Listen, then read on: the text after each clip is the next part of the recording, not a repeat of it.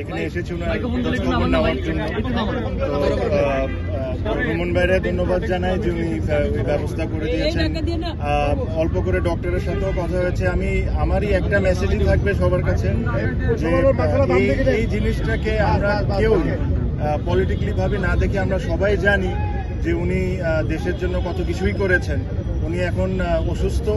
আমি এটাই আশা করবো আর রিকোয়েস্ট করবো সবাইকে যে এই জিনিসটাকে পলিটিক্যালি ভাবে না দেখে সবাই ওনার জন্য দোয়া করুন যেন উনি তাড়াতাড়ি সুস্থ হয়ে যান।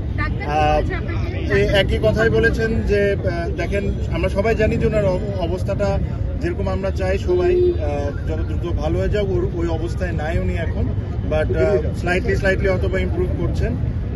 আমি নিজেও যখন অসুস্থ হয়েছিলাম ওনার পরিবারের সবাই আমাকে দেখতে এসেছিলেন। আমার যতটুকু কমফর্ট করা সম্ভব ওনার পরিবার থেকে আমাকে ওই সাহায্যটা ওনারা করেছিলেন। তো আমার কাছে মনে হয় যেটা আমার দায়িত্ব ছিল, প্লাস আমি অনেকদিন ধরেই চাচ্ছিলাম যে এসে ওনাকে একবার দেখে যাই।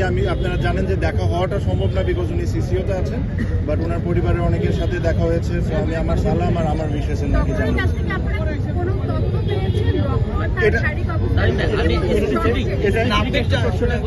সবাই বলতেছে স্থিতিশীল, অপরিবর্তিত। স্থিতিশীলতা আসলে কোন পর্যায়ে? এটা আমার চেয়ে ভালো মিল্লাত ভাই, মিল্লাত ভাই বলতে পারবেন, কারণ উনিও ছিলেন ডক্টরের সাথে। তো মিল্লাত ভাই আমি এখন পর্যন্ত ম্যাডাম প্রথম দিন যে অবস্থায় ছিলেন তার চেয়ে ডেভেলপ করেছেন ইনশাআল্লাহ, এবং সেই ডেভেলপমেন্টের পর থেকে এখন পর্যন্ত ওই অবস্থায় আছেন, স্থিতিশীলতা ওই পর্যন্ত। আবার প্রথম দিন যে অবস্থায় খারাপ অবস্থা ছিল তার থেকে বেটার হয়েছে। বেটার অবস্থাটাই স্থিতিশীল অবস্থা। এই বেটার থেকে আর নিচেও নামছে না, অপরিবর্তিত অবস্থায় আছে। বেটার হচ্ছে না, না মুখে খাবার দিচ্ছেন কিনা এটা ডাক্তার বলতে পারবেন। উনি দিচ্ছেন না, উনি এখনো সিসিউতে আছেন এবং নিবিড় পর্যবেক্ষণে আছেন।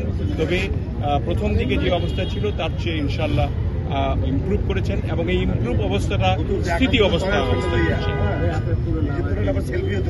আমি বিষ্ণুজীবন মিল্লাত বসে